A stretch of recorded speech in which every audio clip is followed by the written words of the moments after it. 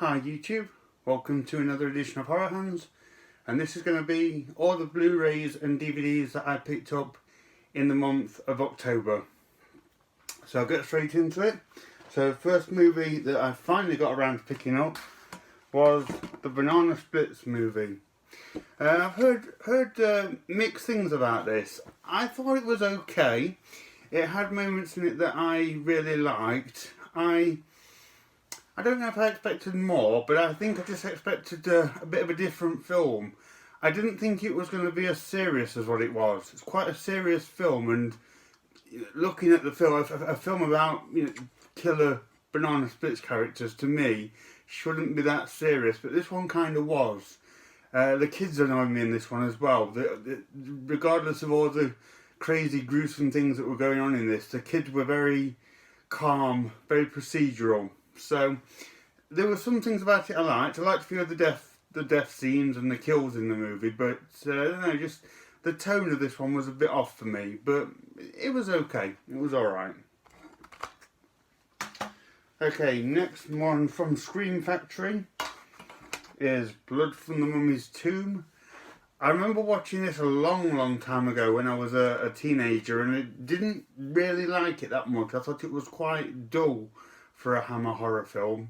Watched it again after all those years. It's certainly not the best Hammer film. It's still a little bit plodding, but I have to say I enjoyed it slightly more second time around, so that's something. A bit nice to finally add that to the collection. Okay, next up is Brahms, The Boy 2. This one was a disappointment. I didn't like this film. I really enjoyed the first Boy movie. I thought that was really good. This one descends into like a boring family drama that I really didn't care for. Didn't like this one at all. Really dreary, not all that enjoyable. I feel they dropped the ball with this one a little bit. So unfortunately, didn't like this one nearly as much as the first film. Okay, next up, I think this is from Kino. Yeah, Kino Lorber. Is Burmwick Burn. Haven't watched this yet. It's an old 60s black and white movie, so I need to find the time to get around to watching this and checking this out. Looking forward to doing so. It looks like a kind of a creepy, gloomy, atmospheric type film, so that's pretty cool, especially around Halloween. Okay, next up, finally pulled the trigger on the Child's Play remake. And I thought it was good. I thought it was okay. There was things about this that they updated which I quite liked. I liked that the doll had a bit of like artificial intelligence and things like that. I thought that was pretty cool. Decent enough film, but nothing special in my opinion. But happy to finally check it out. Okay, next up from Vinegar Syndrome is Count Dracula's Great Love. I thought this was a good film. This is a Paul Naschy movie. It's about this guy. He's travelling in a horse and cart with these women, and they lose a wheel or something on the carriage, and they end up having to take shelter in this gothic castle, which is home to Paul Naschy, who plays Count Dracula. And over the course of the film, he kind of seduces the women and turns them into vampires. Really enjoyed the feel and the atmosphere of this film. It felt a bit like a Hammer horror film, but with those kind of like European tendencies and things like that. So a real nice mix and nice atmosphere in this one. And I'm really enjoying sort of Paul Naschy films. I try and pick them up wherever I can. I only discovered him a couple of years ago. So yeah, I tend to enjoy most of his movies, and this one was no exception. So decent release there from Vinegar Syndrome. Okay, next up from Scream Factory is The Devil Rides Out. Really happy to add this to the collection. This is one of Hammer's most exquisitely made movies. It is a fantastic film which sees Christopher Lee battling a cult of devil worshippers. Christopher Lee plays a good guy for a change, and he is absolutely mesmerising in this movie. This, for me, is arguably Christopher Lee's best role. I know there's a lot of Wicker Man fans out there, but for me, Christopher Lee is incredible in this film. Highly recommend The Devil Rides Out. It is one of Hammer Horror's very best films, and so glad to finally get this this nice release from Scream Factory. Okay, next up, again from Scream Factory and IFC, I think, yeah, is The Devil's Candy. This movie I really enjoyed. This absolutely rocked. This is about this guy. He moves into a house with his family, and they're all kind of like heavy metal fans. Heavy metal plays like quite a big part in the plot, and kind of like this. If I remember right, there's like these. Oh, that's it. The previous owner, he's like this kind of sort of learning difficulties kind of guy, but he goes around murdering people. He doesn't understand that the house isn't his anymore. There's also kind of nods to sort of like devilry and devil worship. It's all kind of cryptic and a bit up for interpretation, but I absolutely loved the film. It was really, really good, and it has an awesome heavy metal soundtrack to accompany it, so it's like really good heavy metal horror. Highly recommend The Devil's Candy. I thought it was fantastic. Next up from Alpha Video, just found this cheap. This is The Devil's Hand. Don't know much about this, I just saw it and grabbed it. I think it's about sort of devil worshippery, again from the early 60s. Black and white, I think, low budget. Not seen it, but I'll check it out at some point. Right, next up from Mondo Macabro is The Devil's Nightmare. Again, not had a chance to check this one out yet, but it's one of those kind of European horror movies. I'm not sure where this one was from, if it was Italy or not. It's Belgium and Italy, so I'm expecting a little bit like Count Dracula's Great Love, sort of gothic-y type horror movie set in a castle. Hopefully it'll be pretty good, but I've never seen it, so I'll have to check that one out at some point.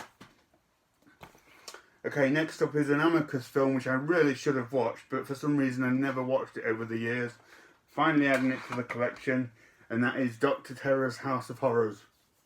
Really enjoyed this. I actually just watched this prior to making this video, so it's fresh in my mind. Really great movie. Peter Cushing is Dr. Terror, and he tells 5 individual tales of these men on a train. He kind of shows their destiny through tarot cards, and you know how these anthology movies work. They all kind of meet their untimely deaths. But a really cool film. Christopher Lee is really good in it. Michael Gough pops up in it, which is cool. There's an early performance from Donald Sutherland. So yeah, really cool. Really sort of solid Amicus movie there. Next up from Kino Lorber, Peter Cushing again. This is The Flesh and the Fiends. Haven't watched this yet. I think, if I remember right, it's like a take on Burke and Hare. Peter Cushing is a scientist, and he enlists like these Burke and Hare characters to exhume bodies for him, and it all gets a bit out of hand. But like I said, I've not watched the film yet. It's just what I'm going off memory from reading about it a long time ago. But finally picked up the film, and I'll be giving it a watch soon. Right, next up is a DVD. It's from Retro Media, and it's called Forgotten Terrors. And this has got 4 films on it, 3 from the 30s, 1 from the 40s, and what the films are. The Phantom, The Intruder, Tangled Destinies, and Dead Men Walk. So not seen any of the films. I thought it was quite an interesting little DVD. I'll check them out at some point, I'm sure, but just thought I'd add it to the collection. That's that. Right, next movie. This is a movie that's been on my my watch list for many years. Finally got this from Maya, MYA. This is 4 Flies on Grey Velvet. So this is a early Dario Argento movie. I think it's 1971. It even says on the front of the case it's Dario Argento's lost movie. And indeed, you don't really hear much about this one. I actually don't know much about it, and I've kind of kept it that way because I'm expecting it's going to be one of those kind of like twisty turn giallos. So I think the less that you know about them, the better they are for kind of shock value and intrigue. So really happy to finally pick this up. I'm very interested in checking it out, and I'll be watching it very soon. So that's an interesting pickup. Right, next up from Vinegar Syndrome from their VSA line is Hell Riders. This is a sort of exploitation biker type movie. This gang of bikers, they terrorise this local town, so sort of like beating up and terrorising the locals and that kind of thing. Adam West plays the local doctor who sort of kind of fights against them. It's all quite silly stuff, to be honest. It's a bit of an odd film. It's kind of like just one random scene of violence and chaos thrown in after the other. There's not a whole lot of narrative to it. Kind of strange, but kind of interesting in a way. It's pretty entertaining. I always thought as well that Hell Riders was from the very early 70s, but it's like mid 80s or something actually. Quite late in the cycle of exploitation biker movies, but there you go. Nice release from Vinegar Syndrome again. Okay, next up is The Hunt. Haven't had a chance to watch this yet, but I've heard nothing but really positive things, so I'm hoping this one's going to be good. I'm looking forward to watching it. It's just I haven't had a chance to get round to it yet, but I'll be giving that one a watch soon. Hopefully it lives up to the hype. Right, next up from Vinegar Syndrome is Killing Birds. I have seen this film a long time ago, saw it under one of its alternative titles, and it's pretty good, it's pretty crazy. I saw it as one of the zombie movies. I think it was like Zombie 5, and yeah, very loosely connected to any kind of zombie lore, and it's, as the title suggests, it's got killer birds in it as well. From what I remember, it didn't make a whole lot of sense, but it was fun and it was entertaining, and this is a really nice release from Vinegar Syndrome, so happy to pick that up. Okay, next up again from Vinegar Syndrome is Ladronas de Tumbas, remembering how to pronounce it. I talked about this when I was on Horror Hands Beach, but I really enjoyed this film. I'm surprised that this film has only just been released, that no company's picked it up before now, because it's a really fun slasher. I believe it's a Spanish-Mexican production about these teenagers that go grave robbing, and they disturb the grave and the corpse of a guy who was executed for having a pact with the devil, and he comes back and starts killing people off with an axe. So really good stuff. The killer in it looks really cool, and yeah, really good movie. I enjoyed this. I would recommend this if you're into your obscure slasher movies, or indeed like Mexican cinema from back in the day. That's a cool film. Okay, next up from Blue Underground is The Lift. Really happy to finally get this. So I have the sequel / remake that the director did called Down. Down was a really good film, and I've always wanted to check out the original film that it was based on, which is The Lift, and I thought it was a really good film. I was impressed with this movie. It's set in like a high-rise building where the lift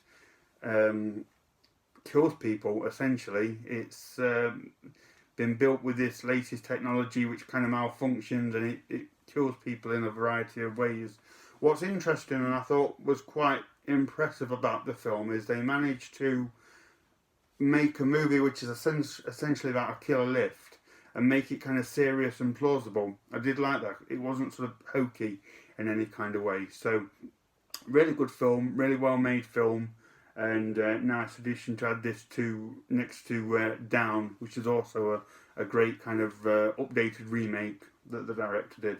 So yeah, The Lift, really good film. I enjoyed it. It's subtitled. I think it's German or Danish, something like that. Okay, next up from Vestron is Little Monsters. Now, I watched this years ago. I actually watched it for Fred Savage. I was a big fan of Fred Savage, and I used to enjoy watching him in the Wonder Years, and this film, I could never really get on with it. I really didn't like Howie Mandel's character as the monster that comes and hangs out with him. I don't know whether it was just poor characterization or what, but I didn't like him. I think you were supposed to sort of find him funny and sort of want to hang out with him, but I just thought he was a bit of a jerk, really. I mean, the scene when he's being mean to the baby and he wants the baby to poop itself, I thought that was really kind of mean-spirited, so I never kind of I never got it. I never liked this character that Fred Savage befriends. But I'm looking forward to watching this again. It's been a long time since I've seen it, so it'll be nice and rather nostalgic to check this film out again. Hopefully I'll have a bit more fun with it this time around. And yeah, I was really excited to hear it was being released. So looking forward to checking out Little Monsters at some point. Hopefully I will lighten up and it won't annoy me as much. So next up from Vinegar Syndrome is Massage Parlor Murders. Don't know much about this one. It looks like a bit of a sleazy gem. Looks like one of Vinegar Syndrome's earlier releases, but I'm not too sure. Not really looked into it much, but I'll be giving that a watch soon.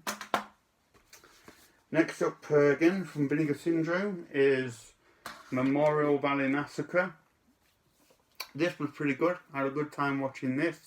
It's about this campsite which has just been recently set up, and a group of campers and tourists go there, and a few of them get killed off by this like wildling kind of guy with an axe.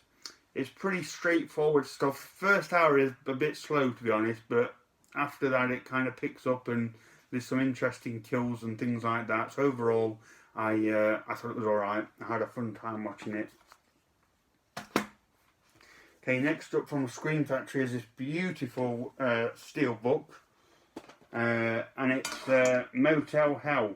Never watched this film until the other night. I've always wanted to see it, and really happy to finally get one of these Scream Factory steel books. The other films they've done have been films that I already own, so I don't like to double dip on films, but thought I'd pick this up because I didn't own Motel Hell, and enjoyed the film. It's an odd one, very odd film, about this farmer who owns a motel and kind of almost cultivates people to kill them and put them in his meat products that he's so famous about.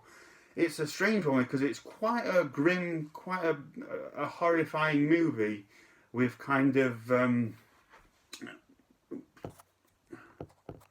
sort of like nods to Texas Chainsaw Massacre, but then at the same time it's quite goofy and quite slapstick in places, so a very mixed kind of film. But I had a good time watching it. Thought it was good, decent film, but weird. Okay, next up is Orphan. Watched this on Netflix a long time ago and really enjoyed it. It's got a pretty good twist that I didn't see coming, so just wanted to pick it up on DVD and add it to the collection. Okay, next up from Vinegar Syndrome again is Pandemonium. So this is like an 80s comedy slasher spoof. Strange film, strange humour, very outdated humour, if you ask me. Didn't particularly make me laugh. It's humour that kind of reminds me of sort of Airplane, but whereas Airplane was funny, this like wasn't.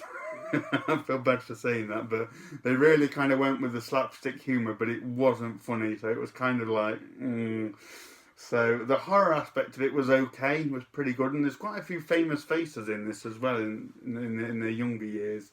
But for me, it's a very outdated film with humour that I don't know if it was ever funny, to be honest, but certainly not now.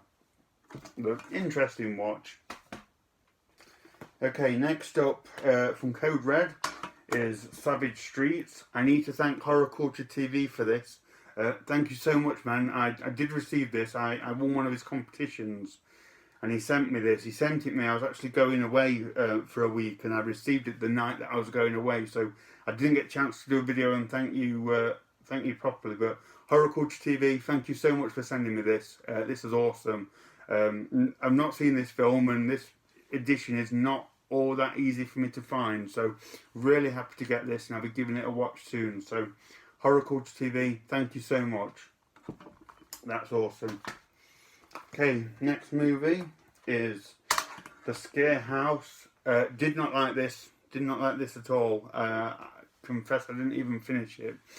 It's about these girls. They set up a haunted house exhibition, but they do it with the intention of kind of torturing people that have done them wrong.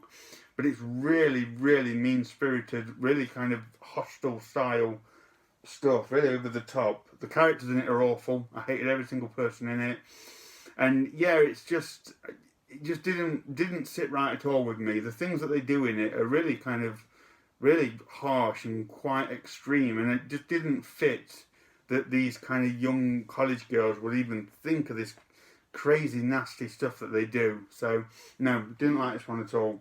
Can't recommend that one, unfortunately. Right, next up, finally checking out Scary Stories to Tell in the Dark, and I thought this was pretty good. I enjoyed watching this. It's these kids, and one of them finds the book of this girl who wrote these scary stories years ago, and they kind of pen out in front of the characters, and they start to happen for real, and it almost makes it like an anthology, just to one story after the other. But pretty cool stuff. Not the best film I've ever seen, but it's got some cool moments, some cool creature type moments in it. They were pretty good, and it kind of reminded me of like It, the recent It movies. It kind of had that feel to it. So I guess that was pretty cool. But yeah, happy to finally check out Scary Stories to Tell in the Dark. Thought it was alright. Okay, next up from RLJ is The Shed. This was excellent. This was a really, really good film. I've heard nothing but good things about it, and I'm happy to say it lived up to all expectations. It's about this teenager. He's had some real bad breaks in life. He's really not in a good place, and he finds that a vampire is living in his shed, and through one reason or another, it tends to kill off the people that are making his life such a misery. I can't really go into it too much. This is one that you just kind of have to watch and see how it all unfolds, because it's really good how it does that. It's quite drama driven, but I did think it was all quite integral to the plot. But really, really good film. Great modern horror film. A little bit of an indie horror film as well, but really, really good. Highly recommend The Shed as a great vampire movie. Right, next up from Vinegar Syndrome's VSA line is Spellcaster. Interesting film, very interesting film. I liked it. It's about these people. They win like an MTV style competition where they go to this old castle in Italy, and they're there to find a check for $1 million. But the castle belongs to the Spellcaster, played by Adam Ant, who I never knew did any acting. And all the characters in it, apart from one, are really unscrupulous. They're not nice people, and they end up getting killed off by the Spellcaster in different kind of ways. It's pretty cool. It balances some very interesting concepts. They just exist in a bit of a kind of a weak plot with really lame characters. But there's some great effects in it, there's some cool creature moments in it, and I have to say, Adam Ant is really good as the Spellcaster. Surprised he didn't do more acting, because he's really quite captivating in this film. So, not great, but very interesting. It's got a charm to it, I would say. Okay, next up from Scream Factory is The Spider. So, 50s creature feature film about a giant spider. Really enjoyed this. What I like about it is it just gets straight into it. So, beginning of the film, two teenagers wander into this cave, get attacked by a giant spider, and then the authorities go in, police go in, that kind of thing. It's just lots of people getting terrorised and chased by a giant spider. I really enjoyed it. Great little 50s movie. Okay, next up is a Shudder original, and it's Terrified. This was a good way to describe me when I was watching this film. I thought it was really scary, really effective, creepy, unnerving movie. I think it's an Argentinian film, if I remember right. It's subtitled, and it takes place on like this little estate, this like cul-de-sac area where weird things are happening, ghostly things are happening. This particularly gruesome scene. This young kid is run over, and then his corpse just is found in the house again after several months. So there's this like rotting child's corpse just sat in the house. It's really creepy. Very, very creepy film. I really liked it. I would recommend this if you're okay with like foreign movies and subtitles. Definitely check out Terrified.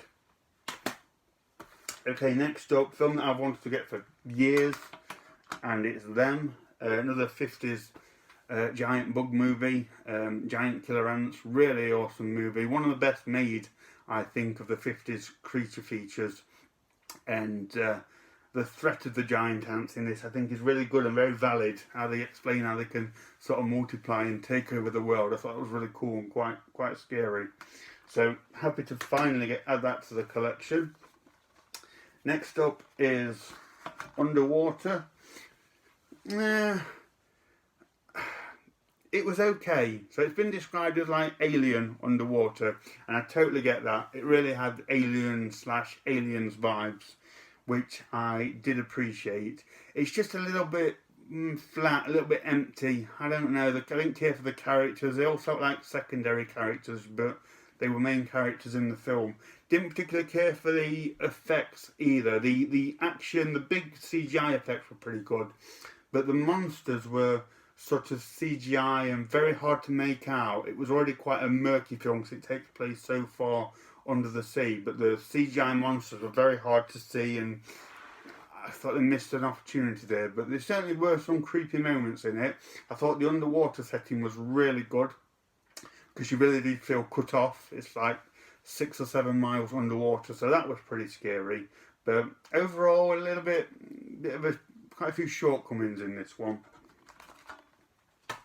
Okay, next up from Unearthed Films is The Unnameable. Another one that I didn't really care for, unfortunately. It's a monster movie, it's a creature feature, but it's one of those where, again, they forget to show the monster. So, kind of a frustrating watch, to be honest. You do see it at the end, and it's alright, but very boring film, if I'm honest. I couldn't get into this one. So, yeah. Okay, next up, another one I didn't like, unfortunately. Widow's Point. This was a massive disappointment. I was really hoping for like a gloomy, creepy ghost story, which is kind of what this cover suggests. But it's really not. It's a really poorly made film. No atmosphere or creepiness at all. Terrible acting, boring plot, very repetitive. It almost feels like one of those cheap, tacky sci-fi films. But it doesn't even have any CGI effects to make it look cool. So, not a film that I would recommend at all. Very dull, very dreary. Okay, next up from Vinegar Syndrome is Witch Trap. Pretty enjoyable, very cheesy. Some of the cheesiest dialogue I've ever seen.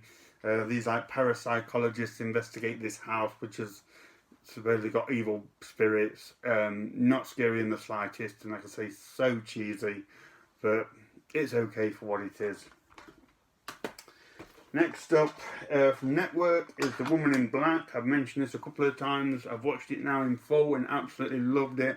Wonderful ghost story. Great British TV movie from the late 80s. Highly recommend The Woman in Black if you want to see a creepy, effective little ghost story. Really good. I'm so glad it's come out on Blu-ray. That's awesome. And last but not least is from Anchor Bay, Wrestlemania. So I'm a huge fan of wrestling, like 90s Attitude Era wrestling, and I love horror films, so Wrestlemania seemed like a good combination for me, but I've not watched it yet. I'll have to see what it's like. So thank you for watching that, guys. That was a long video. I apologise for all that, but as always, let me know what you think of these films. Is there any here that you like? Was there any that you didn't like? Let me know. Thank you very much for watching, and stay tuned for more videos.